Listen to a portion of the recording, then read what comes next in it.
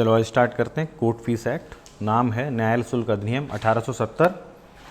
इसको थोड़ा सा अपन ये देख लेते हैं इसमें कितने सेक्शन, चैप्टर और अनुसूचियां हैं। तो इसमें 36 सेक्शन हैं और 6 चैप्टर हैं और 3 अनुसूचियां हैं। ठीक है, ये जो एक्ट है सेंट्रल गवर्नमेंट का एक्ट है और ये 1870 में बना था। इसका एक्ट नंबर है 7। 1870 हम तब की बात कर रहे हैं जब इंडियन गवर्नमेंट थी ही नहीं, लेकिन फिर भी सेंट्रल गवर्नमेंट का एक्ट है और इसमें ये प्रोविज़न है कि अलग अलग स्टेट अपने यहाँ इसको लागू कर सकती हैं। हमारे यहाँ जो पहला राज्य पुनर्गठन आयोग आया था 1 नवंबर 1956 को आया था। इसका मतलब है जितने भी राज्यों में भी लागू हुआ सब 1 नवंबर 1956 के बाद लागू हुआ। मध्य प्रदेश की, हम इसको छत्तीसगढ़ के हिसाब से आप लोग इसमें देखना, वैसे तो हम छत्तीसगढ़ के लिए कर रहे हैं लेकिन थोड़े बहुत वेरिएशन, जैसे मध्य प्रदेश बना था 1 नवंबर 1956 को। ठीक है, तो उसके बाद ही नो डाउट 1 नवंबर 1956 के बाद ये लागू हुआ होगा, जिसमें ये कहा गया था कि मध्य प्रदेश राज्य कराधान विधि अधिनियम 1957 के अनुसार ये लागू किया गया था। ठीक है, और जब अपन बात करते हैं छत्तीसगढ़ की, तो छत्तीसगढ़ चूंकि मध्य प्रदेश का ही भाग था 1 नवंबर 1956 को, तो उस वक्त छत्तीसगढ़ पे भी एज इट इज़ लागू हुआ।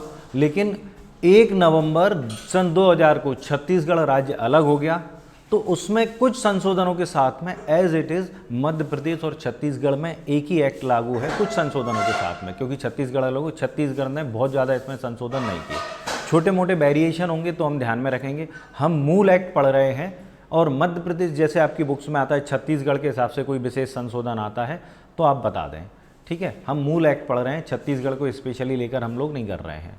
ठीक है, अब हम बात करते हैं इस एक्ट में क्या बताया गया। इस एक्ट में बताया गया, हम कहते हैं न्याय क्या आपको फ्री में मिलता है, तो टेक्निकली देखा जाए तो न्याय फ्री में नहीं मिलता है, हर चीज़ के लिए आपको फीस देनी पड़ती है। हाँ, लेकिन फ़ीस बड़ी नॉमिनल होती हैं। तो ये एक्ट सिविल और क्रिमिनल दोनों ही प्रोसीडिंग के लिए जो भी फीसेस लगती हैं उसके लिए बात करता है। हमारे यहाँ जो फीस दी जाती है, फीस दी जाती कैश में नहीं दी जाती है। ठीक है, स्टाम्प के रूप में, टिकट के रूप में, आजकल इलेक्ट्रॉनिक रूप में भी फीस दी जा रही है। स्टाम्प का काम धीरे धीरे ख़त्म होने लगा है, तो इसकी चर्चा हम आगे सेक्शन 25 से कर लेंगे। सेक्शन 25 से बताएगा कि किस रूप में हमें फ़ीस दी जाती है। ठीक है, तो अब हम थोड़ा सा इसको देख लें कि इस एक्ट में जो हम सेक्शन, चैप्टर और अनुसूची की बात कर रहे थे तो उसमें क्या दिया गया है। चैप्टर और सेक्शन तो हम देख लेंगे अभी। यहाँ पर हम पहले 2 अनुसूचियों की बात कर लें।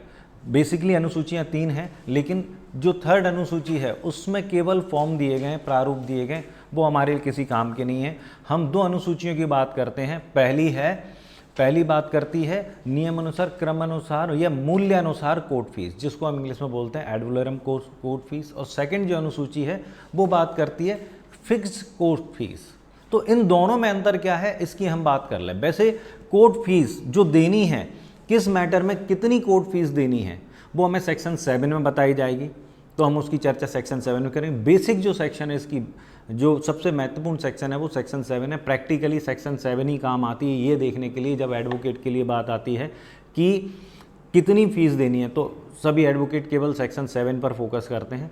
बाकी तो फिर उसमें बताया गया है कौन सी एड-वैलोरम से आएगी, कौन सी फिक्स कोर्ट फीस से आएगी। एड-वैलोरम कोर्ट फीस का मतलब है, जब हम हिंदी में बात करते हैं तो उसमें हम कहते हैं मूल्य अनुसार, यानी कि वाद की जो विषय वस्तु है, हम अनुसूची की बात कर रहे हैं अभी, सेक्शन 7 को नहीं कह रहे हैं।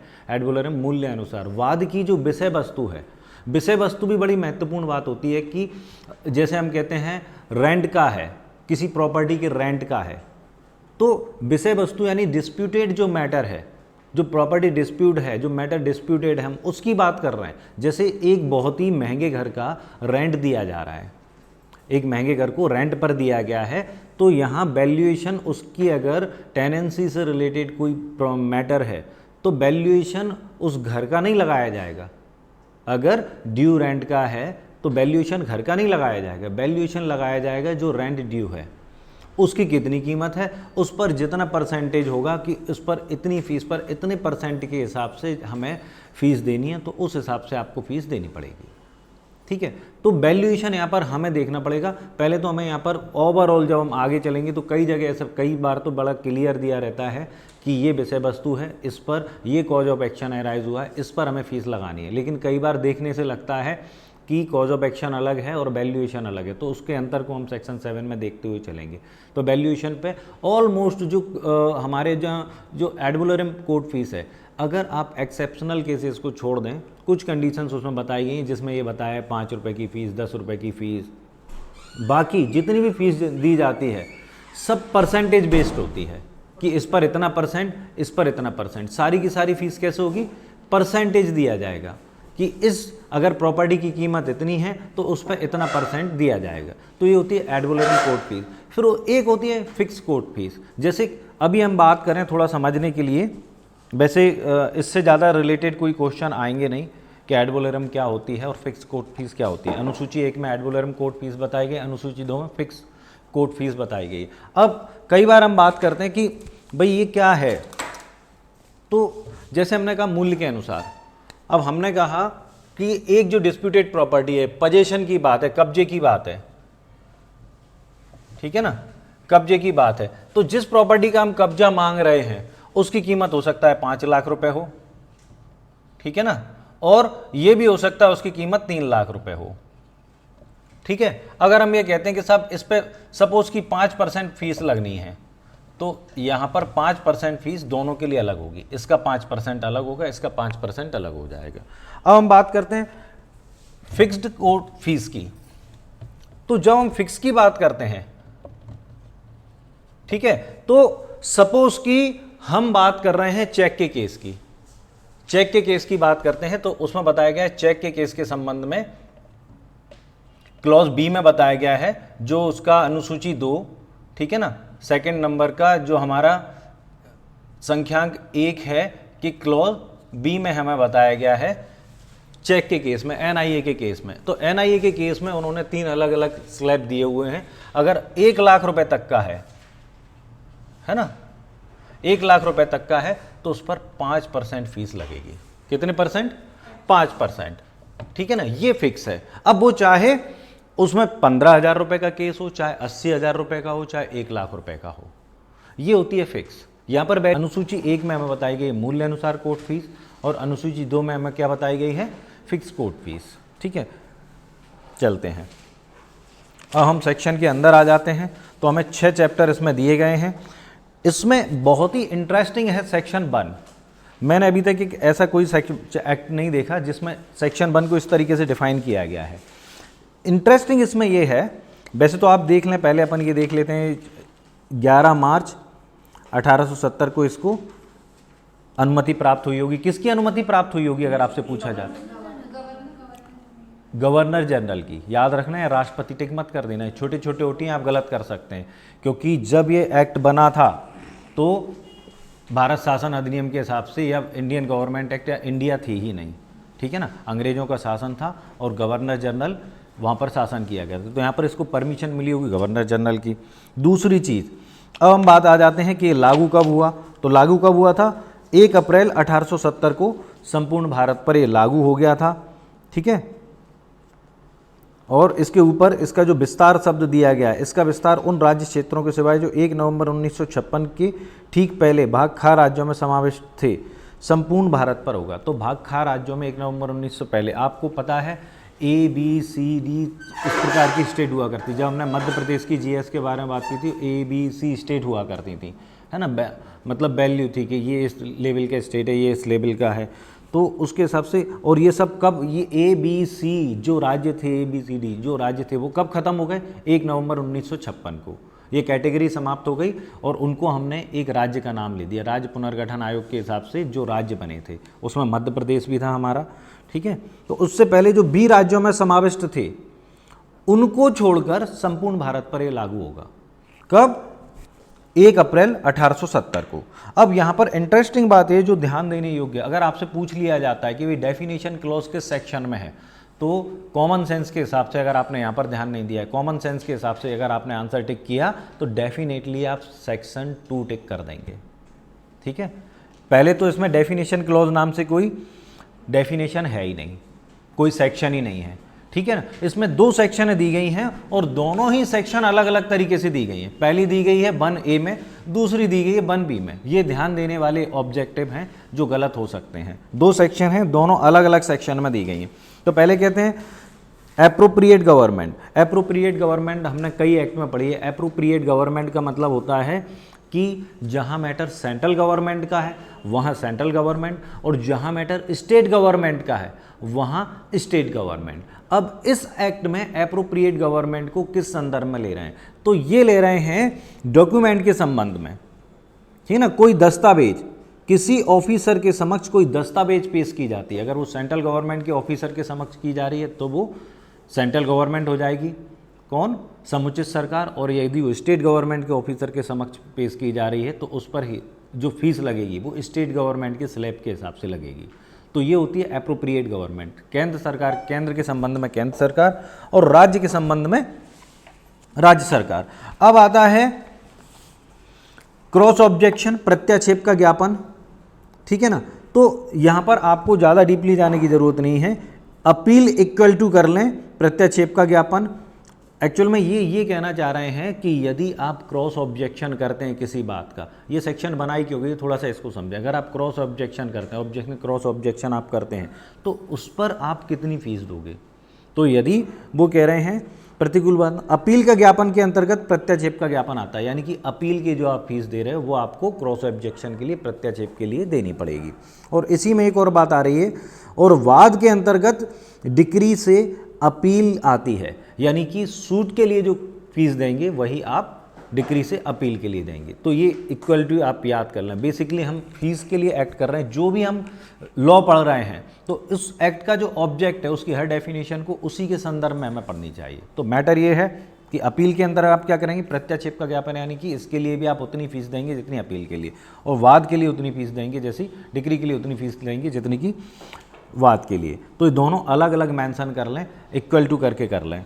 इसमें दो चीज़ें आ रही हैं, आपसे हो सकता है ये ना पूछा जाए कि प्रत्याक्षेप क्या, आपसे ये पूछा जाए कि डिक्री से अपील आती है किसके अंतर्गत, तो वाद के अंतर्गत आती है ना। तो ये दो, एक सेक्शन में दो अलग अलग कॉन्सेप्ट दिए हुए हैं, उसको ध्यान में रखें, ठीक है। चैप्टर 2 हमारा आता है 3 to 5। तो टाइटल कहता है चैप्टर 2 का, उच्च न्यायालयों में और प्रेसिडेंसी नगरों के लघुवाद न्यायालयों में फीस है। तो अभी हम बात कर रहे हैं, दो चैप्टर हम पढ़ेंगे, चैप्टर 2 और चैप्टर 3। इस बात को ध्यान में रखें, अलग अलग करके पढ़ेंगे, दोनों में ही फीसों की बात बताई गई है। चैप्टर 2 में उच्च न्यायालयों के संबंध में फीसों की बात की गई है, और प्रेसिडेंसी नगरों के लघुवाद न्यायालय की फीसों की बात की गई, अलग अलग स्लैब कर दिया गया है। और जो ओवरऑल बाकी सारे कोड हैं, ऑफिसर हैं, है ना, civil, criminal, revenue code, officer जितने भी, सबके लिए फीसों का जो चार्ट दिया गया है वो चैप्टर 3 में दिया गया है, ठीक है। तो यहां पर केवल दो चीजों के लिए लागू होगा चैप्टर 2, हाई कोर्ट में और प्रेसिडेंसी नगरों के लघुवाद न्यायालयों के संबंध में फीसों के संबंध। बाकी जो चैप्टर 3 है, बचा कुचा जितना भी है, जितने भी कोर्ट्स हैं, सबके लिए कहाँ जाएंगे, जितने भी प्रकार के कोर्ट्स हैं, जितने भी आप जानते, फैमिली कोर्ट, है ना, लेबर कोर्ट, वाट एवर जुवेनाइल, सब कुछ कहाँ पर जाएंगे हम, चैप्टर 3 में। और उसके लिए हमें बताया गया है सेक्शन 7, और उसमें हमें दो अनुसूचियां देखनी पड़ेंगी, फर्स्ट और सेकंड, सिंपल थिंग। चलें, तो उच्च न्यायालय की, इसमें हमें मतलब शॉर्ट उसमें काम करना है, टिप्स पर काम करना है, बहुत डीप नहीं है इन सेक्शनों में कुछ भी। तो कहते हैं वे फीसें जो केरल, मैसूर और राजस्थान के उच्च न्यायालयों से भिन्न उच्च न्यायालयों के लिपिकों और अधिकारियों को तत्समय संदेह हैं, ठीक है, से भिन्न उच्च न्यायालयों की बात कर रहे हैं, और उन पर उच्च न्यायालय की आरंभिक शाखाओं में फीसों के उद्ग्रहण। तो कौन सी फीसें दी जाएंगी उनको, जो इन 3 राज्यों के उच्च न्यायालय से भिन्न उच्च न्यायालयों के लिपिकों और अधिकारियों के तत्समय संदेह, केवल वो फीस देनी पड़ेगी, ठीक है। इतना सा आप कर लें। बाकी प्रेसिडेंसी सेकंड पैरा छोड़ दें, कोई मतलब का नहीं है। प्रेसिडेंसी लघुवाद न्यायालय में फीस का उद्ग्रहण ये भी छोड़ दें, ठीक है। अब आ जाते हैं हम इसमें ये कह रहे हैं, ये 3 राज्यों में जो फीस है, जो भी केरल, मैसूर और राजस्थान के उच्च न्यायालयों से भिन्न उच्च न्यायालयों के लिपिकों अधिकारियों को तत्समय संदेह है। तो इनमें जो भी फीस दी जाएगी वो दी जाएगी जो इनके लिपिकों और अधिकारियों को दी जाती है, ठीक है, वो वाली फीस आ रही है। और अब आ जाते हैं 4। अब इसमें 4 में आप 3 शब्द याद करें। ये पहले तो टाइटल देख लें, उन दस्तावेजों पर फीसें जो उच्च न्यायालयों में उनकी साधारण अधिकारिता में फाइल की गई है। केवल इतना पढ़ें, हमें इसमें कुछ भी नहीं करना है, हमें केवल इतनी सी चीज़ ध्यान में रखना है। इसमें पहले तो अपन ये देख लें कि किस किस मैटर में हम फीस दे रहे हैं। तो एक तो असाधारण अधिकारता और अपील, है ना, निर्देश, पुनरीक्षण, ये 4 शब्द हमें याद करने हैं जो हमें अलग अलग टाइटल में दिए हुए हैं। टिप्स पर काम करना है, इससे डीपली ओटी कोई नहीं आने वाला है। और ये जो लास्ट में लिखा है निर्देश या पुनरीक्षण न्यायालय के रूप में, इसके लास्ट का जो पैरा है उसमें हम क्या लिखेंगे, आने वाले किसी मामले में, यानी कि इन 4 चीज़ों में असाधारण अधिकारता, अपील, निर्देश और पुनरीक्षण में आने वाले मामले में ऐसे न्यायालय में फाइल प्रदर्शित, अभिलिखित या ऐसे न्यायालय द्वारा प्राप्त की या दी ना जाएगी जब तक कि दस्तावेज के बारे में अनुसूची में वर्णित फीस ना दे दी गई हो। तो कुल मिलाकर ये जो न्यायालय हैं आपको इन मैटरों में कोई भी डिसीजन नहीं देंगे, सुनवाई नहीं करेंगे जब तक कि असाधारण अधिकारता, अपील, निर्देश या पुनरीक्षण के संबंध में जो फीस डिसाइड है कहाँ, अनुसूचियों में, वो आपने नहीं दे दिए। ये सेक्शन केवल एक डायरेक्शन दे रहा है कि इन मैटर में उच्च न्यायालय सुनवाई कब करेगा, जब आप उसको फीस दे दोगे। पूरा का पूरा ये, इसके अलावा उसमें कुछ भी नहीं है। आप डीपली इसको इतना लंबा सेक्शन पढ़ने की ज़रूरत नहीं है। आपको केवल कितना याद रखना है, जब तक कोई डिसीजन नहीं दिया, क्या लिखा है, दस्तावेज के बारे में, उक्त अनुसूची के बारे में किसी ऐसे दस्तावेज के लिए उचित फीस के रूप में उपदर्शित फीस के अन्यून फीस संदत्त ना कर दी गई, तो उससे अन्यून फीस संदत्त ना कर दी गई तब तक आपको इन मैटर में कोई भी रिलीफ नहीं दिया जाएगा। ठीक है, इतनी सी बातें कह रहे हैं आपसे। फिर आता है 5, फीस की आवश्यकता या रकम की बाबत मतभेद होने की दशा में प्रक्रिया। तो जितनी फीस ली जानी थी और जितनी फीस दी गई है या मांगी गई है उसमें अगर कोई मतभेद है तब क्या होगा, तो तब यहाँ पर हम 2 उसमें डिवाइड कर दें। एक तो मैटर कहाँ जाता है, हाई कोर्ट का मैटर, किस में, हाई कोर्ट की दशा में, और दूसरा जाता है लघुवाद न्यायालय की दशा में। 2 न्यायालय में याद रखने हैं, ठीक है ना। सेक्शन 5 को भी हम टिप्स पर करेंगे, एक हाई कोर्ट की कंडीशन में और एक लघुवाद न्यायालय की कंडीशन में। आप चाहें तो उसको टिप्स पर लिख लें, हाई कोर्ट। अगर हाई कोर्ट में कोई मैटर है और उसमें जो फीस के संबंध में इस प्रकार का डिस्प्यूट है, कम ज़्यादा फीस के संबंध में, ये कम ली गई है, ज़्यादा दी जानी थी, इस प्रकार का कोई डिस्प्यूट है, तो उसको कौन डिसाइड करेगा, टैक्सिंग ऑफिसर, विनिर्धारक अधिकारी। ठीक है, लेकिन यदि वो जो मैटर है वो सार्वजनिक महत्व का है तब क्या होगा, तो पढ़ते हैं, जिस दशा में उसे उच्च न्यायालय के मुख्य न्यायमूर्ति के या उस न्यायालय के ऐसे न्यायाधीश के जिसे मुख्य न्यायमूर्ति साधारण या विशेष है इस निमित्त नियुक्त करे, अंतिम विनिश्चय के लिए निर्देशित होगी। तो ओवरऑल क्या निकला, नॉर्मली हाई कोर्ट में यदि फीस के संबंध में कोई डिस्प्यूट पैदा होता है तो उसका डिसीजन करेगा टैक्सिंग ऑफिसर, विनिर्धारक ऑफिसर, ठीक है ना। और यदि वो मैटर जिसमें ये आ रहा है और उसका जो निर्णय होगा वह अंतिम होगा, यानी टैक्सिंग ऑफिसर जो भी डिसाइड कर देगा वो अंतिम होगा। लेकिन यदि मैटर सार्वजनिक महत्व का है तो फिर टैक्सिंग ऑफिसर इसको डिसाइड ना करके कौन करेगा, उच्च न्यायालय का मुख्य न्यायमूर्ति, या वो जिस न्यायमूर्ति को बोल देगा कि भाई ऑथराइज कर देगा कि आप इसको, साधारण विशेष आदेश द्वारा उसको ऑथराइज करेगा कि आप इस मैटर को डिसाइड करें, तब उस न्यायाधीश का विनिश्चय उस पर अंतिम होगा। तो सिंपल रूल क्या है, अगर उच्च न्यायालयों में फीसों की आवश्यकता है, रकम के संबंध में कोई मतभेद है तो उसको कौन डिसाइड करेगा, टैक्सिंग ऑफिसर, ठीक है ना। लेकिन यदि किस कंडीशन में, हाँ जनरल इंपॉर्टेंस की बात है, तो फिर क्या होगा, वो उच्च न्यायालय का मुख्य न्यायमूर्ति डिसाइड करेगा, चीफ जस्टिस, और यदि वो नहीं करता है तो वो किसी अन्य न्यायाधीश को उसके लिए अपॉइंट कर देगा, है ना, और फिर उस न्यायाधीश का निर्णय अंतिम होगा। तो दोनों ही कंडीशन में कहा गया कि उनका निर्णय अंतिम होगा। अब हम बात करते हैं सेकंड पैरा में लघुवाद न्यायालय की। आपको डिटेल में कुछ भी पढ़ने की जरूरत नहीं, इतने ही टिप्स पर आप काम करें। अब लघुवाद न्यायालय की जब हम बात करते हैं, केवल अंडर राउंड करेंगे आप अपने बेयर एक्ट पे, क्या, लघुवाद न्यायालय। तो लघुवाद न्यायालय में जो फीस को, अगर इस प्रकार का कोई डिस्प्यूट आता है फीस के कम ज़्यादा होने, तो वो करेगा वहाँ का क्लर्क ऑफ कोर्ट, न्यायालय अधीक्षक। कौन करेगा, वहाँ पर कौन कर रहा था, उच्च न्यायालय में टैक्सिंग ऑफिसर, लघुवाद न्यायालय में कर रहा है कौन, न्यायालय अधीक्षक, यानी क्लर्क ऑफ कोर्ट। वो इसको डिसाइड करेगा और उसका विनिश्चय अंतिम होगा। लेकिन फिर वही बात, यदि वो जनरल इंपॉर्टेंस का है, सार्वजनिक महत्व का है, तो फिर क्या होगा, तो फिर वहां पर ये मैटर जाएगा किसके पास, न्यायालय के प्रथम न्यायाधीश के अंतिम विनिश्चय के लिए निर्देशित होगा। प्रथम न्यायाधीश शब्द का उपयोग किया है इन्होंने, इसका अर्थ क्या है? सीनियरिटी में फर्स्ट। नो, सीनियरिटी में तो फर्स्ट है ही। आप अगर देखें प्रथम न्यायाधीश कौन होता है? प्रथम न्यायाधीश डीजे, है ना। लेकिन चूंकि एक्ट क्रिमिनल और सिविल दोनों ही पर लागू हो रहा है, तो इन्होंने ये नहीं कहा कि सत्र न्यायाधीश और जिला न्यायाधीश, क्योंकि अगर क्रिमिनल मैटर है तो सत्र न्यायाधीश आ जाएगा और अगर सिविल मैटर है तो जिला न्यायाधीश आ जाएगा। तो इन्होंने जैसी भी कंडीशन हो, क्रिमिनल मैटर है तो प्रथम न्यायाधीश आप किसको मान लेंगे? सत्र न्यायाधीश को। और यदि सिविल मैटर है तो प्रथम न्यायाधीश आप किसको मान लेंगे? जिला न्यायाधीश को। ठीक है, तो इसलिए उन्होंने प्रथम न्यायाधीश शब्द का उपयोग किया है। बेसिकली ये सत्र न्यायाधीश या जिला न्यायाधीश की ही बात कर रहे हैं, तो वो डिसाइड करेगा।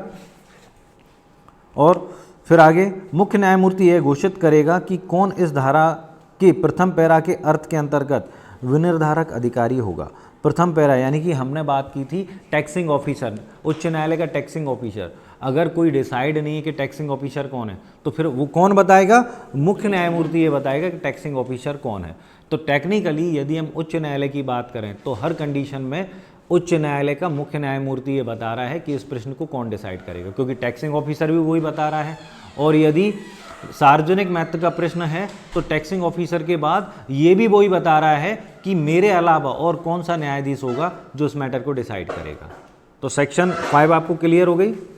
चलें, अब हम आते हैं जो मेन चैप्टर है उस पूरे एक्ट का। और मेन चैप्टर क्या है? मेन चैप्टर कुछ नहीं, इसकी जो सेक्शन 7 है वो पूरे एक्ट की मेन सेक्शन है। तो चैप्टर ये कहाँ से कहाँ तक है? 6 to 19, चैप्टर 3 6 to 19। तो ठीक है, अपन इसको स्टार्ट करते हैं। ये भी टिप्स पर है सेक्शन 6। आप केवल ऑब्जेक्टिव पर फोकस करें और बाकी आपके किसी काम में नहीं आने वाला है ये एक्ट। तो मुफस्सल न्यायालयों या लोक कार्यालयों में फाइल की गई दस्तावेजों की फीस है। तो इसमें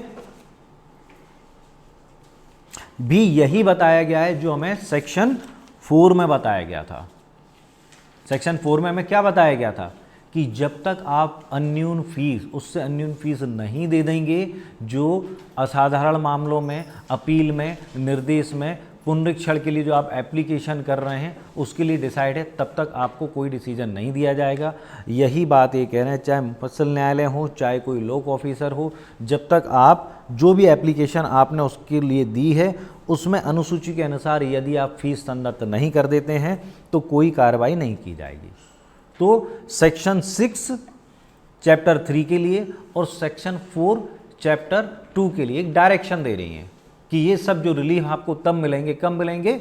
जब आप फीस जमा कर देते हैं। चले, अब हम आते हैं इसकी मेन सेक्शन पर जो ये कहती है कि कतिपय वादों में संदेह फीसों की संगणना, कैलकुलेशन। जब हम ये बात करते हैं कि संदेह फीसों की, पहले तो हमें सेक्शन को ऐसे भी देखना है कि इसमें कितने क्लॉज दिए गए हैं। तो इसमें क्लॉज दिए गए हैं कितने? 11 क्लॉज दिए गए हैं। 11 क्लॉज में आपको हर मैटर में बताया जाएगा कि इस मैटर में इस वैल्यूएशन पर इस मूल्य के अनुसार ये फीस लगेगी। तो हमारे पास 2 अनुसूचियां हैं। देखो, जो फिक्स है, सेकंड अनुसूची जो कहती है कि फिक्स कोर्ट फीस, तो जो फिक्स है वो फिक्स है। ऑलमोस्ट ये जो सेक्शन 7 है वो केवल अनुसूची 1 के लिए है कि जब आपको, देखो जो फिक्स है उसमें तो कुछ आपको क्लियर करना ही नहीं है, वैल्यूएशन लगाना ही नहीं है। उन्होंने कह दिया साहब चेक की राशि कितनी है, 1 लाख रुपए तक की है तो आप 5% फीस दे दें। चेक भले ही कितने का है, 20,000 का, लेकिन आपको 5% किस पर देने पड़ेगा? 1 लाख पर। तो यहाँ कोई डिस्प्यूट नहीं है, ठीक है ना। तो किसी प्रकार का कोई डिस्प्यूट नहीं, कितनी फीस देना है। डिक्लेरेशन सूट के लिए उन्होंने बता दिया, डिक्लेरेशन सूट कितनी भी उसका हो, जिस चीज़ को, जिस प्रॉपर्टी में आप डिक्लेरेशन कराना चाहते हैं कि साहब हमें इसका टाइटल घोषित कर दिया, हमें इसका मालिक घोषित कर दिया जाए, वो कितनी भी राशि का हो, उन्होंने बता दिया साहब इसके लिए इतनी फीस लगेगी। ये नहीं है कि संपत्ति की कीमत 50 लाख की है तो उसके हिसाब से फीस लगाएं, 1 करोड़ की तो उसके हिसाब से फीस लगाएं, 1 लाख की तो उसके हिसाब से फीस लगाएं। तो कोई नहीं, जो फिक्स है वो फिक्स है। बेसिकली जो सेक्शन 7 है वो एड वैलोरम फीस के लिए है, मूल्य अनुसार, यानी कि जो मूल्य किसका, जो हम स्टार्टिंग में बात कर रहे थे इंट्रोडक्शन में, डिस्प्यूटेड प्रॉपर्टी का जो डिस्प्यूट है, कॉज ऑफ एक्शन, जिस चीज़ के लिए आप लाए हैं, जो विषय वस्तु है उसका मूल्य क्या है, ठीक है ना, उसका मूल्य भी चलो देखते हैं। तो तो उसके मूल्य के अनुसार, तो मूल्य के अनुसार जब आप फीस डिसाइड करोगे तो नो डाउट सेक्शन 7 पे अनुसूची 1 लागू हो रही है, या ये कहें कि अनुसूची 1 के लिए सेक्शन 7 है, ठीक है ना। चलें, तो इसमें 11 क्लॉज हैं। पहले तो आपकी ड्यूटी ये है कि आप 11 क्लॉज में से 11 के 11 क्लॉज बाय की कौन सा क्लॉज कहाँ दिया गया है। जैसे धन के वादों में नंबर 1 में दिया गया है, भरण पोषण और वार्षिकी के वादों में क्लॉज 2 में दिया गया है। तो 7(1) 7(2) करके इसको याद कर लें, ठीक है। और जो स्पेशल क्लॉज है वो मैं आपको बता दूंगा, जो प्रैक्टिकली बहुत यूज़ होते हैं, क्योंकि जो चीज़ प्रैक्टिकली यूज़ होती है वो ऑब्जेक्ट में दी जा सकती है। वो है 7(4) C और D, जो ऑलमोस्ट सिविल केस में जो लगाए जाते हैं, जो सिविल, जैसे सिविल के लॉयर हैं, तो वो ऑलमोस्ट केसों में, वैसे भी ये सब ऑलमोस्ट, ये जो सेक्शन है पूरी की पूरी क्लॉज है वो सिविल से ही रिलेटेड है। तो 7(4) C और D ज़्यादातर एप्लीकेशन इसी की फाइल की जाती हैं। तो आपको अंदर से भी याद करना है कि कौन से मैटर में कौन से क्लॉज दिए गए, क्योंकि डीपली क्वेश्चन का मतलब ये आप कहते हैं कि साहब छत्तीसगढ़ वाले, है ना, बिहार वाले या उत्तर प्रदेश वाले डीपली क्वेश्चन पूछे। डीपली कुछ नहीं होता है, डीपली है केवल इतना सा कि एक्ट में तो लिखा हुआ है, आपने इग्नोर कर दिया, वही डीपली है। एक्ट में तो लिखा है, तो आप इसको पढ़ने का अपना तरीका बदलें, इस हिसाब से आप इसको पढ़ें कि क्लॉज में कौन से क्लॉज में। तो ये 11 के 11 क्लॉज, जैसे क्लॉज 11 बड़ा इंटरेस्टिंग है, वो सबको अभी याद हो जाएगा। अभिदारी और किराएदार के बीच में बात, अब वो अभिदारी चाहे एकोमोडेशन कंट्रोल एक्ट का हो, रेंट कंट्रोल का हो या लीज का हो, उससे रिलेटेड जो भी बात आएंगे, है ना। तो इस तरीके के कुछ क्लॉजेज हैं, आप धीरे धीरे अगर इसको रीड करते रहेंगे तो याद हो जाएंगे। और वैसे भी आपको विशेष मेहनत सेक्शन 7 पर ही करनी है। चलें, तो यहाँ पर हमें देखना है कि किस मैटर में कितनी फीस ली जाएगी और वो फीस उस डिस्प्यूटेड मैटर में लगनी किस चीज़ पर है। तो सेक्शन ये क्लॉज 1 कहता है धन के वादों में। तो धन के वादों में अंतर्गत नुकसानी या प्रतिकर के अथवा भरण पोषण वार्षिक काल अवधि के रूप में संदेह अन्य धनराशियों की बकाया के वाद आते हैं दावाकृत रकम के अनुसार। तो मनी रिकवरी जो है, आपने जो दावा किया है उसके अनुसार, हमें नहीं पता कि कितनी वैल्यूएशन थी आपकी चीज़ की, आपने दावाकृत, आप कंपनसेशन के लिए, इसमें प्रतिकर शब्द का उपयोग किया गया, कंपनसेशन के लिए सूट फाइल कर रहे हैं। ये बात आपको पता है कि कंपनसेशन अगर कॉन्ट्रैक्ट का मैटर है तो कंपनसेशन कितना दिया जाएगा आपको, वो न्यायालय का विवेक है, न्यायालय कितना भी दे सकता है ना। और हो सकता है जैसे हम सेक्शन 73 में जाते हैं, हम कहते हैं 73 में कि भी जितना नुकसान हुआ उसका दो।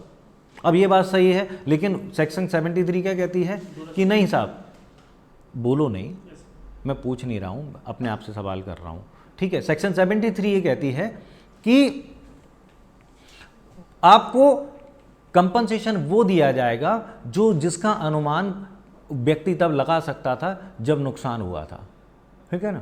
लेकिन आप कहते नहीं साहब, हमें तो वो कंपनसेशन चाहिए जितना हमारा नुकसान हुआ है। तो ये आपने डिसाइड किया, आप न्यायालय के हिसाब से आपका कंपनसेशन बनता है 10,000 रुपये, लेकिन आप मांग रहे हो 50,000 रुपये। तो दावाकृत रकम क्या है, वो नहीं जो न्यायालय देगा, न्यायालय के अनुसार है। आपने 50,000 रुपये की मांग की है, तो अगर धन के वादों में 12% अगर लगता है, छत्तीसगढ़ में शायद 5% है, जो भी है, हमारे यहाँ मध्य प्रदेश में 12% लगता है, तो आपको 12% किस पर देने पड़ेंगे, आपकी दावाकृत रकम पर। न्यायालय क्या रिलीफ देगा वो अलग बात है। ये अलग बात है कि न्यायालय ने आपको 10,000 रुपये कंपनसेशन दिलाया, लेकिन आप अगर 50,000 रुपये मांग रहे हैं तो आपको कंपनसेशन 50,000 रुपये पर देना पड़ेगा, ठीक है ना। ये अलग बात है कि न्यायालय उसको बाद में एडजस्ट कर ले कि भाई 50,000 रुपये कम की जगह हमने 10,000 रुपये के हिसाब से आपको फीस वापस कर दी। तो 12% जो लगेगा आपका कहाँ लगेगा, दावाकृत रकम पर, जितना भी आपने जिस मैटर में भी धन मांगा है कि इतना पैसा हमें चाहिए, ठीक है।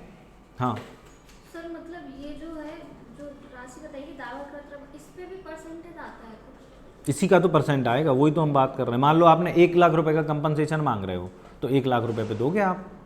यही तो एड वैलोरम कोर्ट फीस का मतलब ही यही होता है। अगर वैसे हम कहते फिक्स कोर्ट फीस होती तो इसमें हम क्या कहते, 1 लाख रुपए तक के दावे पर 12% फीस लगेगी। अब वो अगर आप 20,000 रुपये भी मांग रहे हो तो भी 1 लाख के हिसाब से 12% लगेगी, है ना। अगर 20,000 का दावा आपने किया है तो भी उस पर फीस कितनी लगेगी, 1 लाख के हिसाब से 12% के हिसाब से 12,000। 40,000 रुपये का किया है तो भी 12,000, और 1 लाख रुपये का किया है दावा तो भी 12,000। लेकिन एड वैलोरम कोर्ट फीस का ये है कि मूल्य के अनुसार अगर आपने 20,000 रुपये का कंपनसेशन मांगा है तो उस पर 12% लगेगी, 20,000 पर, ना कि 1 लाख के हिसाब से। तो जो भी आपने रिलीफ मांगा है फीस उस पर लगेगी। सर ये परसेंटेज वाला अनुसूची में बताया है? हाँ, ये अनुसूची में बताया गया किस पर कितनी लगेगी। ये तो मैंने आपको वैसे शायद छत्तीसगढ़ में ये वाली जो है वो 5% है, यहाँ अपने यहाँ 12% चलता है। चलें, भरण पोषण और वार्षिकियों की बात है। अब भरण पोषण आपको सिविल क्रिमिनल दोनों ही मैटर में दे दिया जाता है। तो इसमें क्या है, लास्ट में देखें भरण पोषण या वार्षिकियों के बारे में, या तो मेंटेनेंस का केस है ना, या वार्षिकी आपको वर्ष में इतना रुपए दिया जाता है आपके किसी भी मैटर में, ठीक है ना, या काल अवधि रूप से कुछ आपको धन संदेह है तो उन पर वो मांगने के लिए अगर आपको नहीं दिया जा रहा तो आप कितना फीस देंगे, वाद की विषय वस्तु के मूल्य के अनुसार, और यह समझा जाएगा कि ऐसा मूल्य 1 वर्ष के लिए संदेह दावाकृत रकम का 10 गुना है। 1 वर्ष के लिए संदेह दावाकृत रकम का 10 गुना, तो कितना हुआ,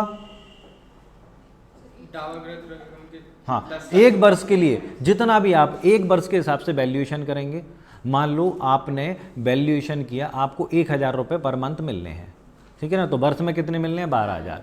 तो 12,000 का आप कितना करेंगे, 10 गुना, कितना हो गया, 1,20,000, ठीक है ना, उसका 10 गुना है। तो उस पर परसेंटेज लगाया जाएगा कि उसकी कोई परसेंट होगी जो भी आगे दी होगी, है ना, 5%, 10%, 12%, तो किस पर लगाया जाएगा, 1 वर्ष का पूरा कंपनसेशन जितना भी है उसके हिसाब से 10 गुना हम उसका कर देंगे, जो भी ड्यू कंपनसेशन उसका 10 गुना कर देंगे, ठीक है, और उस पर फिर उस वैल्यूएशन के हिसाब से उस पर परसेंटेज लगाएंगे कि यहाँ पर इतना % बनता है, ठीक है।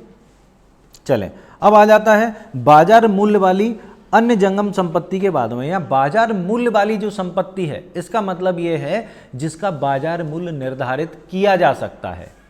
अगर हमें पता पड़ता है बाजार मूल्य क्या है, बाजार मूल्य हम कहते हैं कि भाई इस संपत्ति का बाजार मूल्य क्या है। अगर हम ये कहें कि साहब ये मेरा चश्मा आपने तोड़ दिया, इसके लिए मुझे कंपनसेशन चाहिए, ठीक है, तो हम लगा लेंगे बाजार में इसका मूल्य क्या है, बाजार मूल्य। लेकिन आप कहते हैं कोई बेशकीमती चीज़ है जिसका कोई बाजार मूल्य नहीं है, एंसेंट प्रॉपर्टी है, ठीक है, और वो केवल आपके लिए इतनी वैल्यूएबल है, जैसे अपन स्पेसिफिक रिलीफ एक्ट में पढ़ते हैं कि साहब उसका मूल्य निर्धारित ही नहीं किया जा सकता, वो हमारे लिए अमूल्य है, ठीक है ना। तो ऐसी स्थिति में आप क्या बाजार मूल्य लगाएंगे, ऐसी स्थिति में तो मूल्य वो है जो आप कहेंगे साहब हमारे लिए तो इतनी कीमती थी। तो जिसका बाजार मूल्य लगाया जा सकता है उसमें, और क्लॉज 4 कहता है जिसका बाजार मूल्य नहीं लगाया जा सकता। तो भाई जिसका बाजार मूल्य डिसाइड किया जा सकता है, मार्केट वैल्यू जिसकी निकाली जा सकती है। मार्केट वैल्यू कैसे निकालेंगे कि एक मोबाइल है, आईफोन आपका टूट गया किसी से, तो आप कहेंगे साहब देख लो आईफोन मार्केट में कितने का मिल रहा है, हो गया बाजार मूल्य, है ना। तो अगर बाजार मूल्य वाली वस्तु है तो वाद पत्र के पेश होने की तारीख पर ऐसे मूल्य के अनुसार, वो बाजार मूल्य वाली जो संपत्ति है, आपने आईफोन कब खरीदा था महत्वपूर्ण नहीं है, आज की डेट में कितने का मिल रहा है। अब इलेक्ट्रॉनिक मैटर्स में ले लें तो इलेक्ट्रॉनिक सामान तो डे टू डे सस्ता होता जाता है। आपने जब खरीदा था वो 60,000 का था, आज वो 40,000 का मिल रहा है। तो बाजार, कई चीज़ें ऐसी होती हैं जिनकी कीमत बढ़ती जाती है, तो वो आपकी किस्मत कि आज की डेट में जब आप सूट फाइल कर रहे हैं उस दिन उसकी मार्केट वैल्यू क्या है, ठीक है ना। अगर बढ़ गई है मार्केट वैल्यू तो आपको बढ़ा हुआ कंपनसेशन मिलेगा, और यदि घट गई है तो उसी के हिसाब से आपको वो दिया है कंपनसेशन नहीं मिलेगा, मतलब कोर्ट फीस डिसाइड की जाएगी। मान लो उस पर 10% है, आपकी जो संपत्ति की कीमत थी पहले 8,000 रुपये थी जब आपने खरीदी थी, लेकिन जब और उसके बाद उसमें कंपनसेशन की आप मांग कर रहे हैं और उसका मार्केट वैल्यू कितनी हो गई, आज के टाइम में 1 लाख रुपये हो गई। अब 1 लाख रुपए हो गई, तो आज आपको अगर आप उसमें रिलीफ की बात करते हैं कि इसके संबंध में मुझे रिलीफ चाहिए किसी प्रकार का, तो आपको वहाँ पर कोर्ट फीस देनी होगी 1 लाख रुपए पर। और यदि 80,000 से उसकी मार्केट वैल्यू 50,000 हो गई तो कोर्ट फीस देनी होगी 50,000 रुपये पर। और ये मार्केट वैल्यू किस दिन की देखी जाएगी, जिस दिन आपने सूट फाइल किया है, ना कि उस दिन जिस दिन डैमेज हुआ है ना, आपको नुकसान हुई है, क्षति हुआ है, ठीक है। नेक्स्ट, अब हम बात करते हैं ऐसी चीज़ों के बारे में जिसकी मार्केट वैल्यू डिसाइड ही नहीं की जा सकती। ये हमें बताए गए हैं क्लॉज 4 के। क्लॉज 4 में भी 6 क्लॉज हैं, ABCDEF। तो हम जहाँ तक हो सके जितने ज़्यादा हो सके करें। अभी तो मैंने आपको 2 बताई दिए थे, C और D, डिक्लेरेशन सूट के मैटर में, है ना, और इंजंक्शन के मैटर में। आप लोगों ने पढ़ा होगा कि भाई डिक्लेरेशन में फिक्स कोर्ट फीस दी जाती है, वो हम बाद में पढ़ेंगे। क्लॉज 7 अनुसूची 2 का संख्यांक 17, उसमें हमें बताया गया है कि कोर्ट फीस कैसे दी जाएगी डिक्लेरेशन के मैटर में, वो ओपन कर लेंगे अभी। तो यहाँ पर हम ये बात कर रहे हैं कि बाजार मूल्य की क्या कहता है, बिना बाजार मूल्य की जंगम संपत्ति के वादों में। यहाँ पर एक मैटर, छोटी सी बात आप समझ लें जो इस क्लॉज के लास्ट में दी गई है, एक्सेप्ट शब्द का उपयोग किया गया है, यानी कि जो आपने मांगा है। क्या? जो आपने मांगा है। कई बार क्या होता है, हमारे पास कोई मार्केट वैल्यू नहीं किसी चीज़ की। अब ऐसी स्थिति में सब इधर देखें, उसमें कुछ समझ में नहीं आएगा आप लोगों को, है ना। जब मैं रीड किया करूं केवल तब आप अपनी किताबों में देखें, बाकी आप सुने मुझे, ठीक है ना, अच्छे से। तो इससे कई बार हमारे पास वैल्यूएशन, कोई चीज़ की मार्केट वैल्यू नहीं है, हम उसकी वैल्यू निकाल ही नहीं सकते क्या है। तो ऐसी स्थिति में कोर्ट ये कहता है कि आप कितने रिलीफ की मांग कर रहे हैं, आप अपनी प्रॉपर्टी की कीमत कितनी समझते हैं, उस हिसाब से आप इसकी मार्केट वैल्यू खुद डिसाइड करें। आप हमें ये बताएंगे कि साहब इस चीज़ की कीमत, जैसे हमने बात की हमारे लिए तो बेस कीमती थी, ठीक है। अब बेस कीमती इसलिए नहीं थी कि हम वो आज की डेट में महंगी है, हमारे लिए उसकी वैल्यू है ना, धार्मिक वैल्यू है, हमें किसी ने दी थी, या अब ये मिल नहीं सकती, इतनी प्राचीन है। अब जैसे टीपू सुल्तान की तलवार अभी हम लेकर आए थे, तो उसकी क्या कीमत है? कोई कीमत नहीं है। मार्केट वैल्यू निकालें तो लोहे का टुकड़ा है, और जो हम लेकर आए थे विदेश से वो करोड़ों में लेके आए हैं। तो चीज़ की वैल्यू कई बार मार्केट के हिसाब से ना निकाल कर इमोशन या धार्मिक या आध्यात्मिक या मतलब राष्ट्रता के हित में निकाली जाती है। तो ऐसी स्थिति में उसकी मार्केट वैल्यू क्या होगी, जिस चीज़ के लिए आप रिलीफ मांग रहे हैं वो आप खुद, या उसकी वैल्यू क्या है वो आप खुद न्यायालय को बताएंगे कि साहब इसकी वैल्यू हमारे लिए 1 लाख रुपए की है। हम ये मानकर चलते हैं कि इतनी कीमती तो हमारे लिए थी। तो इप्सित इच्छा जो आपने रखी है उसके हिसाब से फिर आपको, जो आप अपने प्लांट में मेंशन करेंगे उसके हिसाब से आपको उस पर फीस देनी पड़ेगी। जितनी ज़्यादा आप उसमें राशि मेंशन करेंगे उतनी ज़्यादा आपको उस पर फीस देनी पड़ेगी। जैसे हमने कहा था कंपनसेशन हमारे हिसाब से, वैसे तो सेक्शन 73 के हिसाब से ज़्यादा 10,000 रुपये कंपनसेशन बन रहा था, लेकिन आपके हिसाब से बन रहा है 50,000 रुपये बन रहा है, तो दो 50,000 रुपये पे। वहाँ तो चलो फिक्स भी की जा सकती है, यहाँ तो फिक्स की नहीं जा सकती। तो ऐसी स्थिति में जैसे इसमें एक एग्जाम्पल दिया भी है, उदाहरणार्थ हक संबंधी दस्तावेजों के बारे में। अब केवल हक संबंधी दस्तावेजों के बारे में बात कर रहे हैं, किसी हक की बात नहीं, केवल दस्तावेज। तो उनकी दस्तावेज की क्या वैल्यू है? आप कहते हैं साहब ये बड़ा वैल्यूएबल दस्तावेज है, हमें दिलवाया जाए। तो ऐसी स्थिति में उसकी कीमत आप खुद बताएंगे कि साहब ये हमारे हिसाब से इस दस्तावेज की या इस चीज़ की कीमत इतनी है, और अगर इतनी है तो उस पर आप कोर्ट फीस खुद देंगे। आप अपने हिसाब से डिसाइड करेंगे, और इसके लिए कितने परसेंटेज फीस दी जानी है वो अनुसूची 1 में मिल जाएगा। परसेंटेज ऑलमोस्ट जो अनुसूची 1 है उसमें परसेंटेज के हिसाब से, एक्सेप्शनल केस कुछ उसमें अमाउंट बताया कि 5 रुपये 10 रुपये, बाकी हर जगह उसमें आपको परसेंटेज के हिसाब से, इस पर 3%, इस पर 7%, इस पर 5%, इस पर 12%, इस प्रकार से फीस आपको वहाँ पर देनी पड़ेगी। तो उस हिसाब से आप अपना परसेंटेज निकालें। आपने कहा हमारी चीज़ की वैल्यू कितनी है, 1 लाख रुपये, तो 1 लाख रुपये पर अगर मान लो हम कहते हैं 12% देना है या 10% देना है, तो 10,000 रुपये आप फीस दे दें, ठीक है। आप खुद, इप्सित का मतलब है कि आप खुद वहाँ पर निकालेंगे। जब अपन क्लॉज 4 के ये 6 क्लॉज छोड़ देंगे, उसमें आखिरी में लिखा है उन सभी वादों में वादी इप्सित अनुतोष की रकम का कथन करेगा कि भाई कितना उसको रिलीफ चाहिए, क्या है इसकी वैल्यू। तो उस हिसाब से जितना आप अनुतोष की मांग कर रहे हैं, जितने रिलीफ की मांग कर रहे हैं, उस पर आपको फीस देनी पड़ेगी कि ये है इसकी, है ना, ये आपको वो चाहिए। तो पहला क्लॉज क्या आ गया, बिना बाजार। तो इसमें पहला कौन सा आ गया, जहां आप खुद वैल्यू करेंगे, वहां आ गया बिना बाजार मूल्य की जंगम संपत्ति के बाद में जिसकी मार्केट वैल्यू है नहीं। क्लॉज बी रिपील है। क्लॉज सी और डी, जिसके बारे में मैंने आपको बताया सबसे ज़्यादा एप्लीकेशन है सिविल मैटर्स में, इसी की लगती हैं। तो ये कहते हैं घोषणात्मक डिक्री और परिणामिक अनुतोषों के वादों में। तो जहां पर अब इस क्लॉज को आप 2 भागों में तोड़कर पढ़ें। ये नहीं कह रहे कि डिक्लेरेशन के लिए, डिक्लेरेशन की बात नहीं कर रहे, ये कह रहे हैं आपने मांगा डिक्लेरेशन है, लेकिन उसके साथ में आपने एक उसमें कॉन्सिक्वेंशियल भी रिलीफ भी मांगा है, परिणामिक अनुतोष भी मांगा है। अब परिणामिक अनुतोष क्या होता है, जिसके बारे में आपको मैं बता दूं। आप कहते हैं कि आप ए हैं, ठीक है ना, और आपने बी के ऊपर केस फाइल किया है कि साहब ये जो प्रॉपर्टी जो है बी के पास जो थी, ठीक है, बी ने इस पर पोजीशन कर लिया है। सेक्शन 34 में भी इसी तरीके की बात की गई है कि यदि आप टाइटल के साथ में आपने बी के अगेंस्ट बी का जिस प्रॉपर्टी पर पोजीशन है उससे आपने टाइटल भी मांगा है कि साहब ये जो संपत्ति है मैं इसका मालिक हूँ, ये हो गया डिक्लेरेशन। ठीक है, सेक्शन 34 SRA में हम यही पढ़ते हैं, स्पेसिफिक रिलीफ एक्ट में, डिक्लेरेशन सूट। तो ए ने बी के खिलाफ बी का जिस प्रॉपर्टी पे पोजीशन है उसका क्या मांगा, टाइटल, कि साहब मुझे इसका मालिक घोषित किया जाए। और मालिक घोषित किया जाए तो उसका एक्सप्लेनेशन या प्रोविजो जो भी है व्हाटएवर, वो क्या कहता है कि जब तक आपको ऐसा कोई रिलीफ नहीं दिया जाएगा जिसके साथ में आप कोई कॉन्सिक्वेंशियल रिलीफ, परिणामिक अनुतोष मांग सकते हो और आपने नहीं मांगा, तो वहां पर आपको पोजीशन भी मांगना पड़ेगा।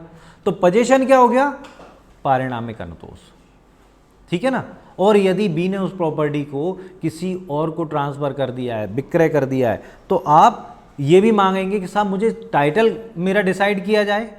ठीक है ना। और बी ने अगर सी के फेवर में डिक्री कर दी है, सी को विक्रय कर दिया है फर्जी तरीके से, तो सी के फेवर में, क्योंकि आपका टाइटल है तो आपको पोजीशन भी चाहिए, तो पोजीशन कैसे मिलेगा, आपका टाइटल कैसे डिसाइड हो जाए अगर बी ने सी को विक्रय कर दिया है। जैसे हम जजमेंट में करते हैं ना, ऑलमोस्ट जजमेंट में हम करते हैं, अगर 3 लोगों के धोखे से अगर संपत्ति किसी और को बेच दी जाती है तो हम उसमें डिक्री में क्या रिलीफ देते हैं कि भाई थर्ड पर्सन के फेवर में जो विक्रय किया गया वो निरस्त किया जाए, है ना। तो अगर आपने, परिणामिक अनुतोष क्या होता है कि भाई आपने बी के पास जो प्रॉपर्टी तो उसके टाइटल के लिए आपने केस फाइल किया, और टाइटल के लिए केस फाइल करने के बाद आपने ये भी कहा कि साहब बी ने सी को जो प्रॉपर्टी बेच दी है तो सी के फेवर में किया गया विक्रय पत्र निरस्त किया जावे। क्यों, ये परिणामिक अनुतोष क्यों है, क्योंकि यदि आपके फेवर में टाइटल डिसाइड किया जाता है तो इसका परिणाम ये होगा कि सी के फेवर में जो विक्रय किया गया बी के द्वारा वो शून्य होगा, तभी तो आपको टाइटल मिलेगा। 2 अलग अलग व्यक्ति जो संयुक्त मालिक नहीं हैं वो एक संपत्ति के मालिक तो नहीं हो सकते।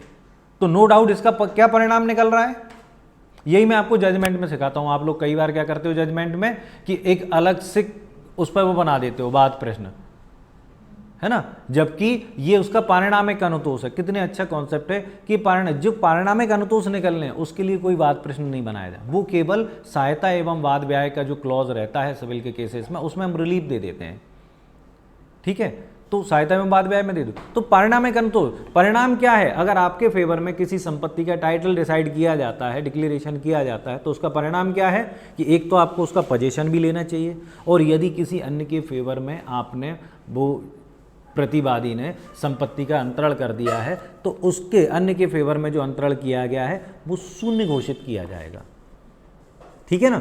अब यहां पर थोड़ा सा हम अलग हटकर देखते हैं कि आप टाइटल डिसाइड करने की बात नहीं कर रहे, आप तो ये कह रहे हैं संपत्ति का मालिक तो मैं हूं ही, मुझे डिक्लेरेशन नहीं कराना है, मुझे केवल पोजीशन चाहिए। अभी आप पोजीशन कैसे मांग रहे थे, टाइटल के साथ में, और अभी आप एक तरफ ये है ना, दूसरी कंडीशन है कि आप सेपरेट पोजीशन मांग रहे हैं। ठीक है, तो एक तरफ आप कहते हैं कि साहब डिक्लेरेशन के साथ में अगर हम पोजीशन मांग रहे हैं तो हम केवल उतनी फीस देंगे जितनी की डिक्लेरेशन के लिए लगती है ना। अब डिक्लेरेशन के लिए कितनी फीस लगती है, अगर सेकंड क्लास के यहाँ लगाएंगे तो डिक्लेरेशन में लगती है फिक्स्ड कोर्ट फीस, क्लॉज अनुसूची 2 क्लॉज 17 में फिक्स्ड कोर्ट फीस लगती है। यहाँ पर मेंशन करना है तो केवल इतना कर लें, अनुसूची 2 और नंबर 17 उसमें मिल जाएगा आपको, है ना। सिविल जज क्लास 2 के यहाँ लगाएंगे तो कितनी लगेगी, 1000 रुपये, वो 500 रुपये, और फर्स्ट सिविल जज क्लास 1 के यहाँ लगाएंगे तो कितनी लगेगी, 1000 रुपये, और जिला न्यायाधीश के यहाँ लगाएंगे तो कितनी लगेगी, 1000 रुपये। ये फिक्स कोर्ट फीस है। तो यदि आप यहाँ पर क्या मांगते हैं, केवल डिक्लेरेशन मांगते तो यहाँ पर आते नहीं, लेकिन डिक्लेरेशन के साथ में आप परिणामिक अनुतोष भी मांग रहे हैं तो यहाँ पर 2 फीस लग जाएंगे। डिक्लेरेशन के लिए कौन सी लगेगी, फिक्स वाली, है ना, 1000 रुपये, और उसके साथ उसके जो भी परिणाम निकल रहे हैं, कॉन्सिक्वेंशियल रिलीफ आप जो भी मांग रहे हैं उसके लिए आप देंगे एड वैलोरम कोर्ट फीस। ठीक है, तो यहाँ पर दोनों चीजें आ गई। घोषणात्मक डिक्री में अगर आप कॉन्सिक्वेंशियल रिलीफ भी आपको देना पड़ रहा है, या तो आप मांग रहे हैं या टेक्निकली आप न्यायालय को आपको देना ही पड़ेगा। ठीक है, तो ऐसी स्थिति में यहां पर दोनों फीस लग गई, एड वैलोरम कोर्ट फीस और फिक्स्ड कोर्ट फीस। तो फिक्स्ड डिक्लेरेशन के लिए, है ना, और एड वैलोरम किसके लिए लग गई, जो आपने पारिणामिक अनुतोष मांगा है। तो बेसिकली ये जो क्लॉज है वो पारिणामिक अनुतोष के लिए है, ना कि डिक्लेरेशन के लिए। तो यहाँ पर जो अनुसूची के हिसाब से कौन सा वो लगेगा, court fees, ad valorem court fees, क्योंकि यहाँ पर ये केवल पारिणामिक अनुतोष की। अब मैं इसको पढ़ रहा हूँ क्लॉज सी को, अभी तक तो हमने पढ़ा ही नहीं। घोषणात्मक डिक्री या आदेश अभिप्राप्त करने के वादों में जहां पारिणामिक अनुतोष प्रार्थित है। तो ये जो क्लॉज है वो डिक्लेरेशन सूट के लिए नहीं है, ये क्लॉज है उसके कॉन्सिक्वेंशियल रिलीफ के लिए, पारिणामिक अनुतोष के लिए। तो वहां पर कितनी फीस देनी पड़ेगी इसके संबंध में बताया गया। फिर इंजंक्शन के वादों में कितनी फीस देनी पड़ेगी वो बताया गया। सुखाचार के मैटर में कितनी देनी पड़ेगी और लेखाओं के वादों में कितनी देनी पड़ेगी, ये आप सब टाइटल वाइज कर लें। उतनी देनी पड़ेगी, लास्ट में क्या कहा गया है, उतनी देनी पड़ेगी जितने का आपने दावा किया है। आपने जो दावा किया, आप कहते हैं साहब हमारा 5 लाख का दावा है तो 5 लाख पर फीस दे दो, ठीक है। तो ये एक क्लॉज था। यस, बिल्कुल कर दो, एसी बंद, ये लो। चलें, अब आता है 5, भूमि, गृहों और उद्यानों के कब्जे के बारे में। तो भूमि से रिलेटेड है, घरों से रिलेटेड है ना, और उद्यानों के कब्जे से। यानी कि ये जो क्लॉज 5 है वो पजेशन से रिलेटेड है। किससे रिलेटेड, पजेशन से रिलेटेड। तो पजेशन के वादों हम देख लेते हैं। तो पढ़ते हैं इसको। भूमि, गृह, उद्यानों, कब्जों के बाद में विषय वस्तु के मूल्य के अनुसार यह समझा जाएगा। तो जो विषय वस्तु का मूल्य क्या समझा जाएगा, जहां विषय वस्तु भूमि है, तो भूमि है, यहां पर हमें एक चीज को विशेष तौर पर ध्यान देना है। अगर लैंड रेवेन्यू दिया जाता है तो, और अगर नहीं दिया जाता है तो, इस क्लॉज को हमें 2 कॉन्सेप्ट में करना है। अगर इस पर लैंड रेवेन्यू दिया जाता है तब उस पर कितनी फीस होगी, और अगर लैंड रेवेन्यू नहीं दिया जाता है तो कितनी फीस होगी। तो क्लॉज ए क्या कहता है, ऐसी भूमि पर भू राजस्व निर्धारित है या ऐसी भूमि के संबंध में भू राजस्व संदेह है, ऐसे निर्धारण ऐसे संदेह भू राजस्व का 20 गुना। अब मान लो उस पर जो लैंड रेवेन्यू है वो कितना, 1 साल का लैंड रेवेन्यू आ रहा है 20,000 रुपये। तो 20,000 रुपये का आप उसमें 20 × 20 गुना कर देंगे ना, कितना हो गया, 400 है ना। तो 20,000 रुपये पर, तो इसका मतलब कितना हो गया, 4 लाख रुपए पर आपको वैल्यूएशन करना पड़ेगा। 20 गुना लैंड रेवेन्यू का 20 गुना, ठीक है ना। आप पोजीशन मांग रहे हैं भूमि का, भूमि पर लैंड रेवेन्यू दिया जाता है या तो दिया जा रहा है या ड्यू है, जो कुछ भी है। तो जो लैंड रेवेन्यू है उसका आप क्या करेंगे, पूरे का 20 गुना कर देंगे, ठीक है ना। सपोज कि लैंड रेवेन्यू अगर 1,000 रुपये है तो 1,000 का 20 गुना कर देंगे आप, कितना हो गया, है ना, 20,000 रुपये। तो ऐसी स्थिति में क्या हो जाएगा, 20,000 रुपये पर आपको परसेंटेज डिसाइड कर, जो भी परसेंट हो, उन्होंने कहा 5% हो तो 5%, जो भी उसमें अनुसूची 1 में दिया गया व्हाटएवर वो आ जाएगा। फिर दूसरा आता है, ऐसी भूमि उस भूमि का भाग है जिस पर भू राजस्व निर्धारित है। अब ये क्या अंतर हुआ, ये बड़ी बारीक सी बात हो गई। एक तरफ हम भूमि की बात कर, एक तरफ हम भूमि के भाग की बात कर रहे हैं। तो पढ़ते हैं, भू राजस्व का भाग है, इसको हम थोड़ा सा बोर्ड पर समझ लेते हैं। ये भूमि है, पहला जो क्लॉज था ए, है ना, वो बात कर रहा था, हम पूरी भूमि की बात कर रहे हैं, ठीक है। लेकिन क्लॉज बी क्या कह रहा है, क्लॉज बी कह रहा है कि भाई हमारा जो राइट है, मान लो इस भूमि पर 1 2 3 लोगों का राइट है, ठीक है ना। तो 1 बात कर रहा है, 1 का राइट इतना है, ये 2 का राइट है, ये 3 का राइट है, ठीक है ना। इस भूमि का भाग है ये भूमि जिस पर भू राजस्व ड्यू है, तो वो केवल अपने भाग के लिए मांग करेगा। तो आधे भाग के, पूरी भूमि नहीं, भूमि के उस भाग के लिए जिस पर भू राजस्व ड्यू है। ऐसा नहीं कि पूरी भूमि पर जो रेवेन्यू दिया जाता है वो नहीं, उस भूमि पर से इस भाग का कितना रेवेन्यू दिया जाता है जिसके संबंध में आप पोजीशन, हम तो कह रहे हैं साहब हमें तो इतना पोजीशन दे दो, हमें डिवाइडेशन करा दो और इतना पोजीशन दे दो, सेपरेट पोजीशन चाहिए हमें। तो आधे भाग पर अगर आपका 50% भाग है तो 50% का जो रेवेन्यू बनता है, मान लो पूरी भूमि का रेवेन्यू था 20,000 रुपये, 50% का हो गया 10,000 रुपये, तो 10,000 रुपये का 20 गुना कर दो, ठीक है ना। तो ऐसे आ जाएगा। तो उस पर 20 गुना जो भी निकलेगा उसका, उस पर आप क्या करेंगे, परसेंटेज डिसाइड करके कोर्ट फीस डिसाइड कर देंगे, उतना परसेंट कोर्ट फीस आ जाए। लास्ट जो क्लॉज कहता है वो कहता है इस पर रेवेन्यू दिया ही नहीं जाता, बात खत्म। अब रेवेन्यू नहीं दिया जाता तो फिर किसका निकालेंगे, तो यहां पर हम भूमि को डिसाइड करेंगे, ये भूमि है ना, तो प्रति एकड़ भूमि की नाप होती है 1 एकड़, है ना। प्रति एकड़ जो भूमि है उस पर कितना, भूमि के हिसाब से प्रति एकड़ के हिसाब से 10 रुपए।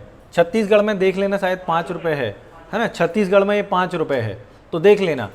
हो सकता है आप ये याद रखें 5 रुपए और 10 रुपए, हो सकता है आपको गणित मतलब मैथमेटिकल क्वेश्चन दे दें, है ना, और वहाँ पर अगर आपने 10 रुपये याद रखा छत्तीसगढ़ में तो आपका आंसर गलत हो जाएगा, आपका गणित खराब हो जाएगा पूरा का पूरा, ठीक है ना। अब आपके पास कितनी भूमि है, 10 एकड़, है ना, तो पर एकड़ भूमि के हिसाब से 10 एकड़ भूमि पर आपका कितना हो गया, पर एकड़ भूमि पर 10 रुपये, ठीक है। क्या कहते हैं ये, 10 रुपये प्रति एकड़ की दर से आय भू राजस्व का 20 गुना, 10 रुपये प्रति एकड़।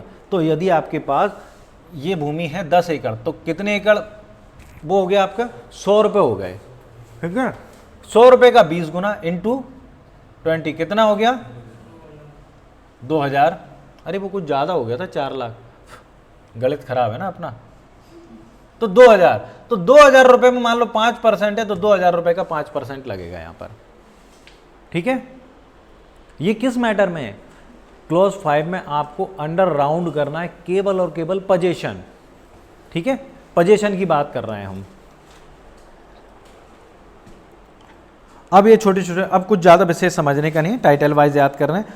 सुफा अधिकार, प्रीएम्पशन की बात कर रहे हैं। सुखा अधिकार है मतलब पड़ोसी का या रिश्तेदारों का प्रथम क्रय अधिकार, अगर यदि आप अपनी संपत्ति को विक्रय करते हैं, ठीक है ना, तो प्रथम क्रय अधिकार। तो वहाँ पर कितना होगा, दस्तावेज ना हो जहाँ की वादी उचित प्रतिफल हेतु सुफा का दावा करता है वाद पत्र में कथित विषय वस्तु के अनुसार। तो विषय वस्तु का जो मूल्य है वाद पत्र में जो आप दे रहे हैं कि भाई हमें ये संपत्ति बेची जाए, किसी अन्य को ना बेचकर हमें बेची जाए, तो वाद पत्र में जो संपत्ति का मूल्य डिसाइड किया गया उसके अनुसार आपको उस पर फीस देनी पड़ेगी। बाकी सब छोड़ दें, महत्वपूर्ण नहीं है। अब आ जाता है विभाजन के वादों में 6A, ये भी याद कर लेना, 6A में डिवाइडेशन की बात करते हैं। तो ये कहते हैं वादी के संपत्ति में हिस्से के आधे मूल्य के अनुसार, अगर आपको विभाजन कराना है तो बाद संपत्ति में आपका जो भी मूल्य है, ठीक है ना, उसके कितने मूल्य के अनुसार, आधे मूल्य के अनुसार। यदि संपत्ति का मूल्य कितना है 5 लाख रुपए, तो आधे मूल्य का अनुसार कितना होगा, 2.5 लाख रुपए। तो जितना भी परसेंटेज है विभाजन के बादों में वो कितने पर लगेगा, 2.5 लाख पर, ना कि 5 लाख पर।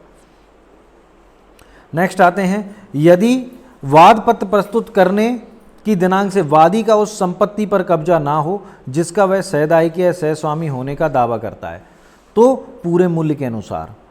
क्या मतलब निकला, अगर अपन क्लॉज ए और बी को मिलाकर देखते हैं तो क्लॉज ए तब लागू होता है जब आपका संपत्ति पर कब्जा भी है। आप विभाजन तो कराना चाहते हैं, जैसे अभी हमने एक ग्राफ बनाया था, अच्छा पेन तो मेरे ही हाथ में है, जैसे अभी हमने ग्राफ बनाया था, इस पर 1 नंबर व्यक्ति की संपत्ति कितनी है, आधी, और इसकी है 2 की 25%, 3 की है 25%, ठीक है ना। लेकिन फिलहाल क्या है, ये तीनों ही इस प्रॉपर्टी के कब्जे में है, या ये कहें कि ये प्रॉपर्टी इन तीनों के कब्जे में, यानी कि अगर हमारे यहाँ जो सूट फाइल कर रहा है नंबर 1 व्यक्ति कर रहा है तो उसका पोजीशन है, अगर पोजीशन है तो आपको कितनी कोर्ट फीस देनी पड़ेगी, अपनी संपत्ति यानी जो 50% जो पार्ट है आपका, है ना, उसकी जो भी कीमत है उसकी आधी, ना कि इस पूरे की आधी, है ना। लेकिन यदि आपका पोजीशन नहीं है, को पार्टनर के तौर पर, है ना, और संयुक्त स्वामी के तौर पर, सहदायिकी और संयुक्त स्वामी के रूप पर आपका पोजीशन है ही नहीं प्रॉपर्टी पर, तो फिर आपको 100% फीस देनी पड़ेगी, 100% जो वैल्यू है उस पर। यानी कि अगर हम कहते हैं कि आपके हिस्से की वैल्यू कितनी है 5 लाख रुपए, तो आपको फीस 2.5 लाख पर ना देकर 5 लाख पर देनी पड़ेगी। तो क्लॉज बी को पढ़कर क्लॉज ए का ये क्लियर हो जाता है कि क्लॉज ए में आधी फीस तब लगेगी जब आपका प्रॉपर्टी पर पोजीशन है। भले ही उन्होंने स्पष्ट रूप से नहीं लिखी है, लेकिन अपन क्लॉज बी के साथ मिलाकर पढ़ेंगे तो यही निकलता है।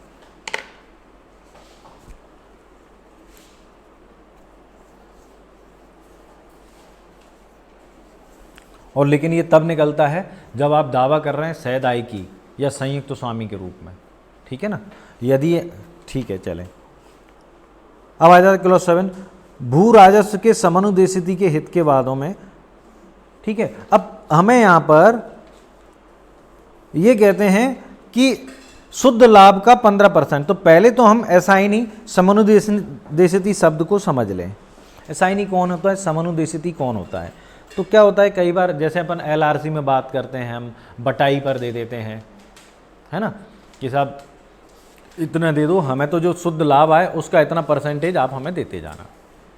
हमने कहा जो शुद्ध लाभ आएगा हमने बटाई पर भूमि को दे दी, है ना। हम तो नहीं कर सकते, हमारे बच्चे, अब एक बार आप आजकल गांव की स्थिति देख रहे हैं, जो बच्चे एक बार शहर की तरफ रुख कर जाते हैं वो भले ही प्राइवेट कंपनी में लगे रहेंगे, है ना, बिग बाज़ार में लगे रहेंगे, लेकिन गांव की तरफ जाना पसंद नहीं करते। तो खेती करे कौन, या बड़े बड़े लोग होते हैं उनकी ज़मीनें बहुत है, वो खेती नहीं करते, तो वो क्या है, नौकरों के रूप में या बटाई पर दे देते हैं। इसको बटाई बोलते हैं। बटाई का मतलब होता है कि भाई जितना हम एक व्यक्ति अपनी भूमि किसी अन्य व्यक्ति को दे देता है, इसलिए कि भाई तुम इस पर खेती करो, सारा खर्चा तुम्हारा होगा, जो प्रॉफिट आएगा उसमें से आधा हमें दे देना, ठीक है।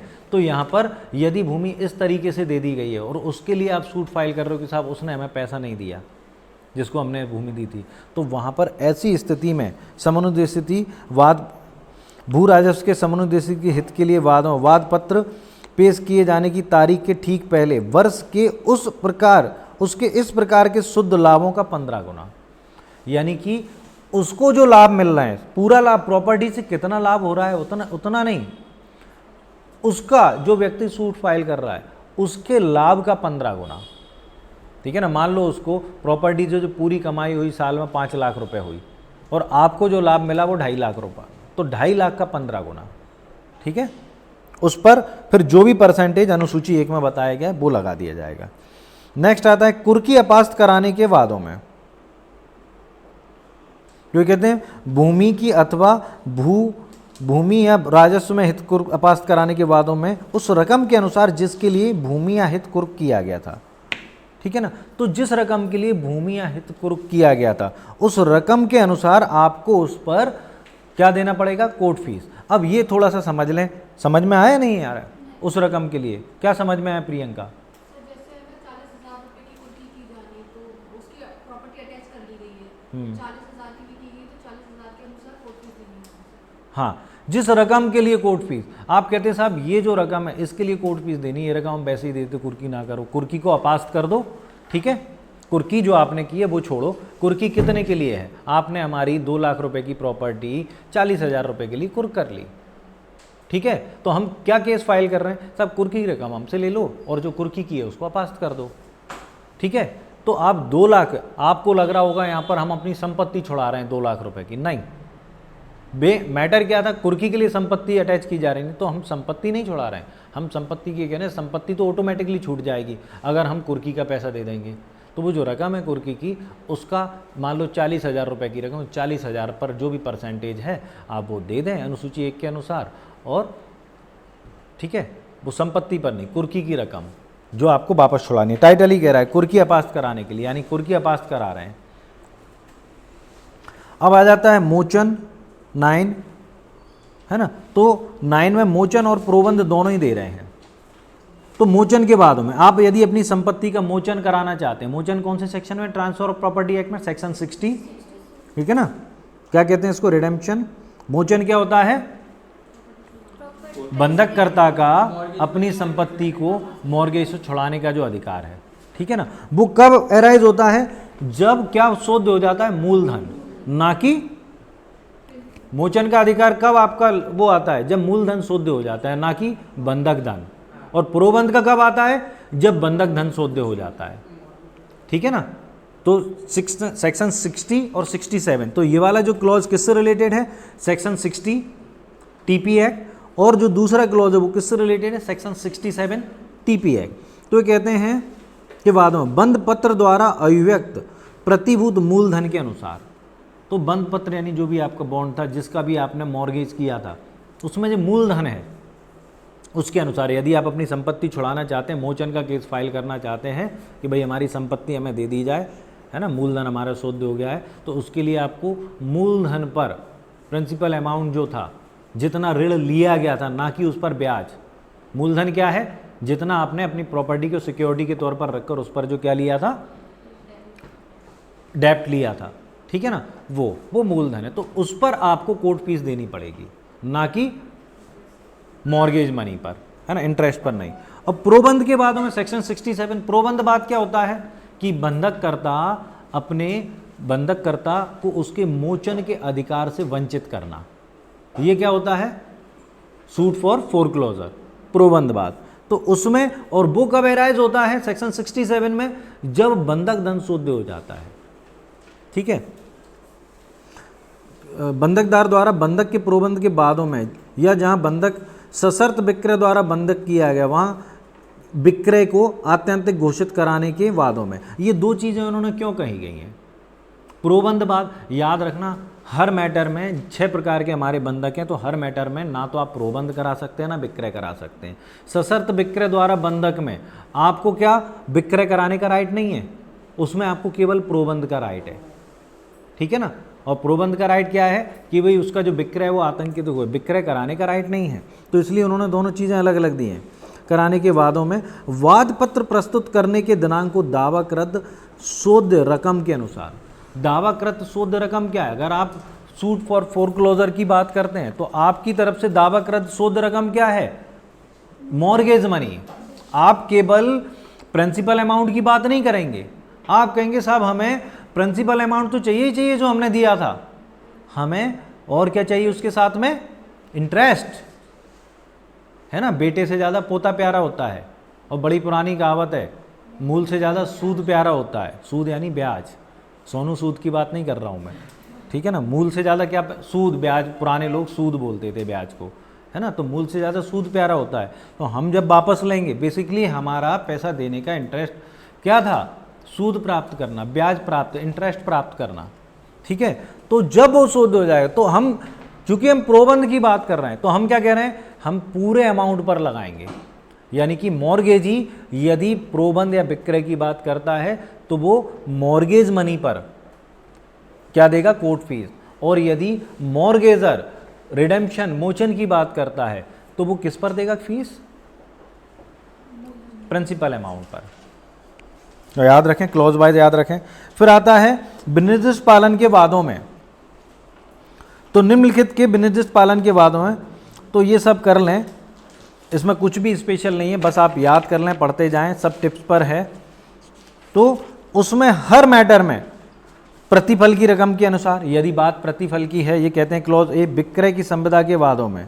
तो विक्रय की संविदा में अगर आप कोई सूट फाइल करते हैं तो उसमें जो विक्रय का अमाउंट था, प्रतिफल का जो अमाउंट था, उसके अनुसार वो लगेगी कोर्ट फीस। ये पूछा नहीं जाएगा, आप तो कब टाइटल वाइज याद कर लें, सेक्शन 10, इसमें डीपली जाने की जरूरत नहीं है।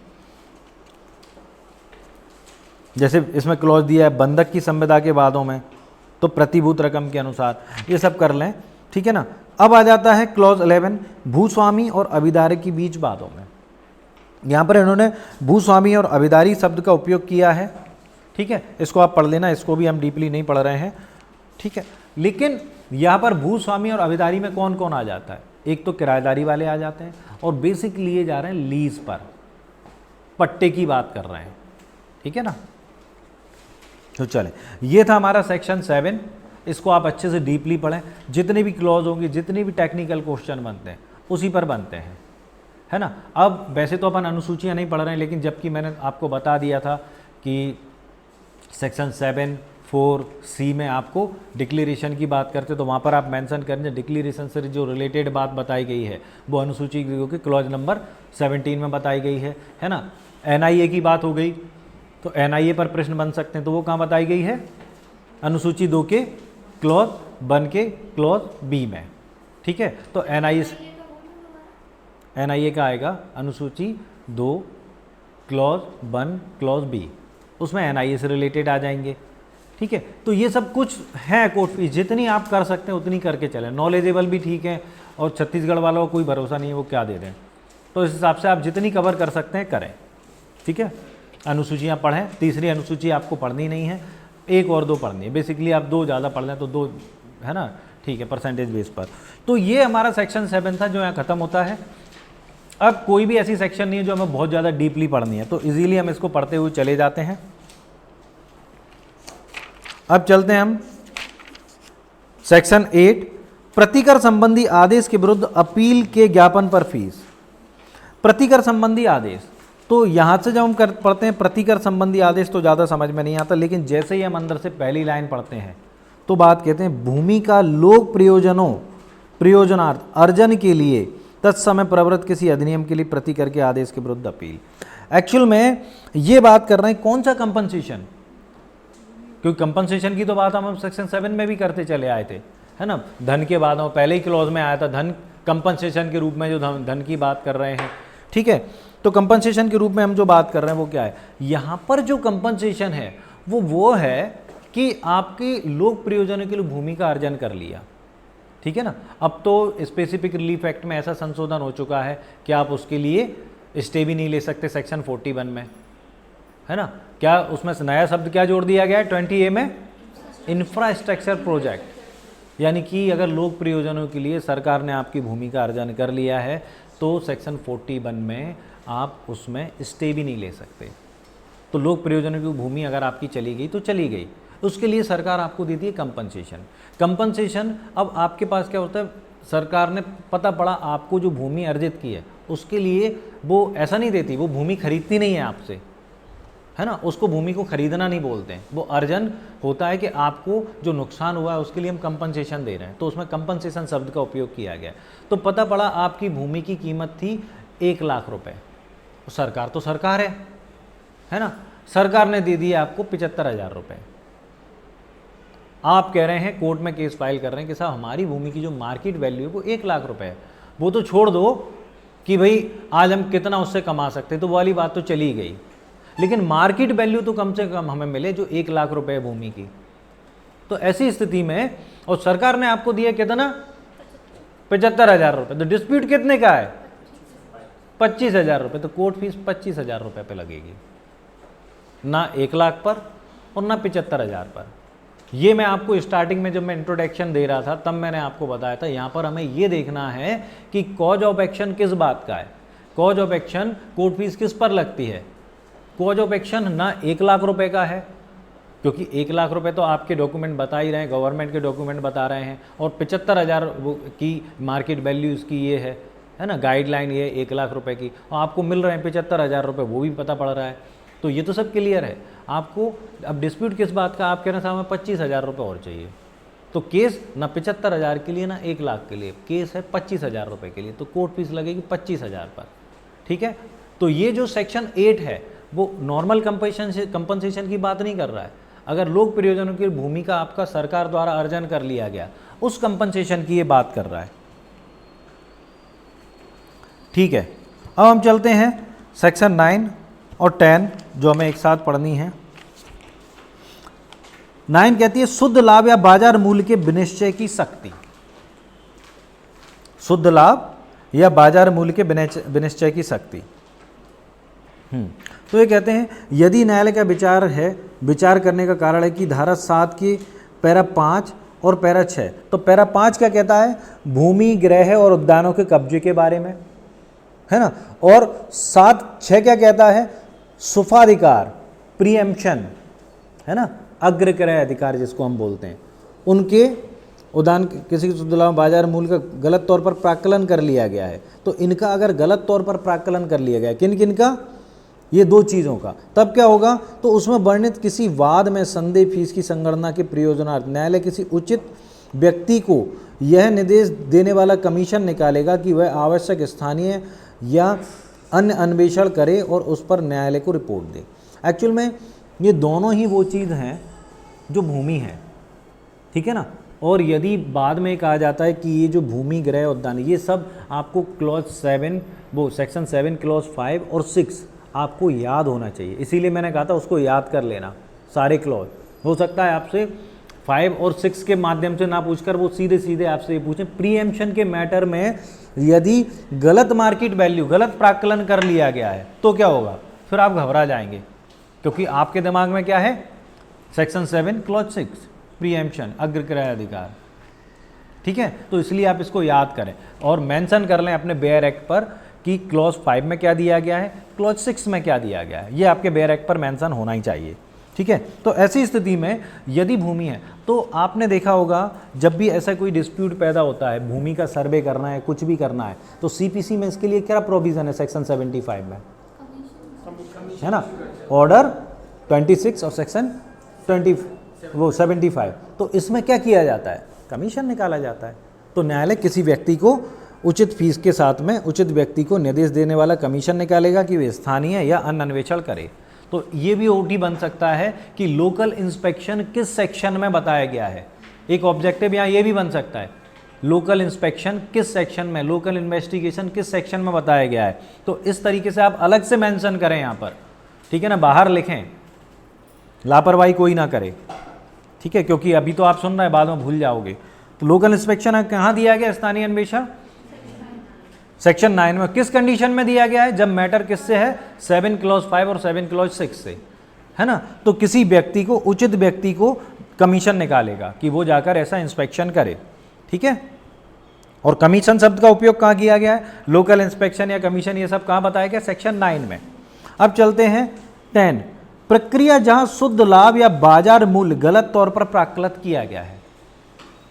अब अभी हम केवल दो चीजों के बारे में ये बात कर रहे थे, 7 क्लॉज 5 और 7 क्लॉज 6 के बारे में। अब ये ओवरऑल के बारे में बात कर रहे हैं। ये इन्होंने दो चीजें इसलिए कर दी क्योंकि वो इमूवेबल प्रॉपर्टी से रिलेटेड मैटर थे और उसके लिए केवल लोकल इंस्पेक्शन किया जा सकता है, और लोकल इंस्पेक्शन कोर्ट तो खुद जाता नहीं है, तो वो कैसे जाएगा, कमीशन के माध्यम से। इसलिए अब अगर नॉर्मल चीजें हैं तो हम क्या करेंगे, तो पढ़ते हैं, यदि ऐसे किसी अन्वेषण के परिणाम स्वरूप न्यायालय पाता है कि शुद्ध लाभों का या बाजार मूल्य का प्राक्कलन गलत तौर पर किया गया है, तो जितना प्राक्कलन होना चाहिए यदि उससे अधिक हुआ है तो न्यायालय ऐसी फीस के रूप में अधिक दी गई रकम को स्वयं के अनुसार वापस करेगा। यदि अधिक फीस ले ली है तो उसको वापस कर देगा, किंतु यदि प्राक्कलन अपर्याप्त है तो न्यायालय वादी से अपेक्षा करेगा उतनी फीस, अतिरिक्त फीस दे जितनी उस बाजार मूल्य शुद्ध लाभों का प्राक्कलन सही तौर पर की जानी है। यदि कम फीस अपर्याप्त है, जैसे हम उसमें भी बात करते हैं, वाद पत्र का नामंजूर किया जाना सीपीसी पर, उसमें भी क्लॉज आता है कि अपर्याप्त स्टाम्प पर अपर्याप्त फीस दी गई है, तो आपका वहाँ परिणाम क्या होता है, वाद पत्र मान रिजेक्शन ऑफ सूट, है ना, वाद पत्र का नामंजूर किया जाना।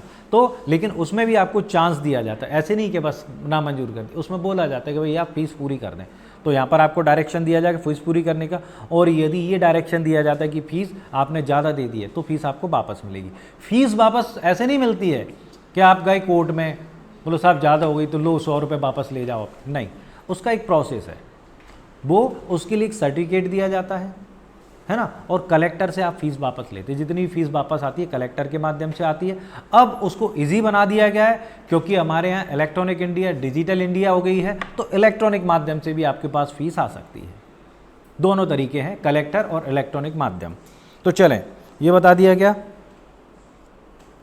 ऐसी दशा में वाद अतिरिक्त फीस के संदाय किए जाने तक रोक दिया। अगर कम फीस दी गई है तो, ज़्यादा दे दी गई तो कोई बात ही नहीं है, कम फीस दी गई तो कब तक रोका रहेगा वाद, जब तक कि फीस ना आ जाए, और अगर नहीं दोगे तो फिर यहाँ 7/11 लागू हो जाएगी, वाद पत्र नामंजूर कर दिया जाएगा, खारिज कर दिया जाएगा, लिखा हुआ है, सीधा सीपीसी से रिलेटेड है 7/11 से। आप चाहें तो यहाँ पर ये भी लिख सकते हैं कि 7/11 से रिलेटेड कौन सा क्लॉज है, हर तरीके से कर लो, कहीं से कोई कमी ना छूटे, ठीक है ना। हर बच्चे को इस बार अपने यहाँ क्या होना है, छत्तीसगढ़ में सिलेक्शन लेना ही लेना है। प्री का इतना अच्छा परफॉर्मेंस है तो छत्तीसगढ़ में क्यों नहीं, वहाँ पर भी अच्छा परफॉर्म करें आप लोग, तो हर तरीके से कर लो। तो क्या कर दिया जाएगा, वाद पत्र खारिजी। अगर वही वाली बात कि साहब खारिजी से रिलेटेड प्रोविजन कौन से सेक्शन में है, तो सेक्शन 10, वाद पत्र का नामंजूर किया जाना। कमीशन सेक्शन 9, ठीक है ना। और अगर इंफ्रास्ट्रक्चर प्रोजेक्ट उसमें चले जाएं हम कि वो रोके नहीं जा सकते, सेक्शन 8 कनेक्ट करें दूसरे एक्ट से, क्योंकि ये सेपरेट एक्ट नहीं है, किसी ना किसी एक्ट के लिए ही चल रहा है ये प्रोविजन भी। ये 11 अंतःकालीन लाभों या लेखा के लिए वादों में प्रक्रिया जब डिकृत रकम दावाकृत रकम से अधिक है। तो ये कह रहे हैं डिकृत रकम दावाकृत रकम से अधिक है, आपने मांगा था कुछ, ठीक है। अभी मैंने आपको एक बात की थी कि भाई स्टार्टिंग में धन के बाद में 7(1) में हमने बात की थी कि भाई आप कह रहे हैं न्यायालय के हिसाब से 10,000 रुपये है और आप कितना 50,000 रुपये मांगे, हमको 50,000 पर वैल्यूएशन करना चाहिए, लेकिन अगर आपको 10,000 दिए तो न्यायालय उस हिसाब से फीस को एडजस्ट करेगा। लेकिन दूसरी चीज़ें आ रही है, आपने जो मीन्स प्रॉफिट आते हैं 211 सीपीसी में अंतकालीन 212 है ना, सीपीसी में अंतकालीन लाभ जो आते हैं, तो मीन्स प्रॉफिट के लिए आपने जो मीन्स प्रॉफिट डिसाइड किए कम किए, आपने कहा साहब कम पर हम वो दे रहे हैं। जैसे आपने कहा साहब मीन्स प्रॉफिट हो रहा है हमारे 75,000 रुपये, मीन्स प्रॉफिट तो समझते हैं ना आप लोग, अंतकालीन लाभ 75,000 रुपये हमारे हुए। न्यायालय ने जब कैलकुलेशन लगाया, क्योंकि न्यायालय आपके हिसाब से तो काम करेगा नहीं, न्यायालय तो ये कहेगा बताओ कौन सी प्रॉपर्टी थी, कितने मीन्स प्रॉफिट थे, और आपने 75,000 रुपये के हिसाब से फीस भी दे दी, ठीक है। न्यायालय ने जब मीन्स प्रॉफिट का कैलकुलेशन लगाया तो वो निकले 1 लाख रुपये, यानी कि आपको ज़्यादा मीन्स प्रॉफिट देने हैं। तो टेक्निकली ये केस 75,000 रुपये का था, 1 लाख रुपये का। हो सकता है आप चालाक व्यक्ति थे, आपने जानबूझकर वैल्यूएशन कम किया, है ना। तो न्यायालय क्या करेगा, जितना आपको रिलीफ दिया गया है, नो डाउट न्यायालय ये मानकर चलेगा कि आपने उतनी रिलीफ की मांग की थी इसलिए आपको दिया गया, और उस हिसाब से आपने जो वैल्यूएशन किया 75,000 रुपये किया, आपको रिलीफ दिया गया 1 लाख रुपए का, तो न्यायालय ये मानकर चलेगा कि आपने जो डिमांड की थी वो 1 लाख रुपए की थी, इसलिए कोर्ट फीस भी 1 लाख रुपए पर ही मिलेगी। लेकिन कोर्ट फीस 1 लाख रुपए पर मिलेगी और मीन्स प्रॉफिट तो डिसाइड हो गया, अभी तो हम बात को खारिज भी नहीं कर सकते। अब क्या करेंगे, तो निष्पादन रोक देंगे हम, है ना। अभी भी बात हमारे हाथ में है। अब हम क्या करेंगे, वाद पत्र तो नामंजूर कर नहीं सकते, क्योंकि ये बात कब पता पड़ेगी कि आपको जो डिक्री जो की गई है वो कितने के लिए की गई है, 1 लाख रुपए के लिए, और डिक्री की गई 1 लाख रुपए के लिए। इसका मतलब केस खत्म हो चुका है, और केस खत्म हो गया तो वाद पत्र कहाँ से नामंजूर करोगे आप, खारिज कहाँ करोगे, तो पैसे कैसे वसूलोगे। तो हम कहेंगे एग्जीक्यूशन रोक देंगे। अभी हमने केवल डिसाइड किया है, आपको 1 लाख रुपए दिलवाया नहीं है। बात समझ में आ रही है आप लोगों को। तो हम निष्पादन रोक देंगे, निष्पादन रोक कर आपसे कोर्ट फीस वसूलेंगे। अब हम पढ़ते हैं, बीच से पढ़ रहा हूं। इप्सित अनुतोष का मूल्यांकन है अधिक है तो डिक्री का निष्पादन तब तक नहीं किया जाएगा जब तक उचित ऑफिसर को वह अंतर संदत ना कर दिया जाए। वो वस्तुतः संदत फीस के और फीस में जो इस प्रकार डिक्रित संपूर्ण लाभों या रकम या समावेश बाद में होने के लिए संदेह है, ठीक है। तो डिक्री का निष्पादन कब तक रोक दिया जाएगा, जब तक कि आप वो संदाय नहीं करते। किसे, उचित ऑफिसर को, ये भी याद रखना, उचित ऑफिसर को।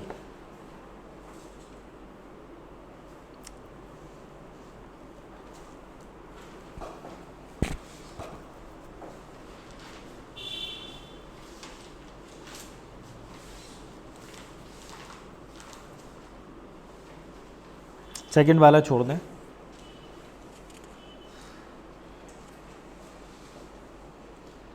क्या हुआ, तो बहुत हो गया तो छोड़ दो। मैं देख रहा हूँ बहुत लोगों को बहुत ज़्यादा लग रहा है।